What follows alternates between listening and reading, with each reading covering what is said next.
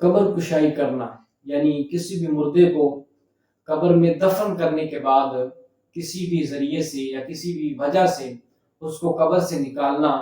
یہ جائز نہیں ہے بلکہ حرام ہے۔ فقہاء کرام نے اس پر سختی سے منع فرمایا ہے کہ جو شخص قبر میں دفن کر دیا جائے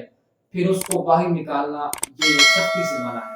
کیونکہ اس کے اللہ تعالیٰ کے معاملات ہیں، جو اللہ تعالیٰ اس کے ساتھ فیصلہ فرمائے یا جو بھی اس کے ساتھ معاملات فرشتے کرتے ہیں تو وہ تمام انسانوں سے پوشیدہ ہوتے ہیں۔ اگر نکالا جائے گا تو ہو سکتا ہے وہ ظاہر بھی ہو جائے جو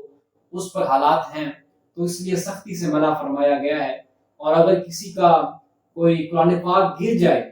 قبر میں قرآن پاک بھی گر جائے یا آیت کریمہ گر جائے تو بعد میں یاد آئے کہ قبر میں قرآن پاک یا اس طرح کی کوئی آیت مقدسہ گر گئی ہے، تو اس کے باوجود بھی قبر کو نہیں کھودا جائے گا بلکہ اس کو ویسے ہی محفوظ رکھا جائے گا، اور قبر کشائی کرنا یہ سختی سے علماء فقہاء کرام نے منع فرمایا۔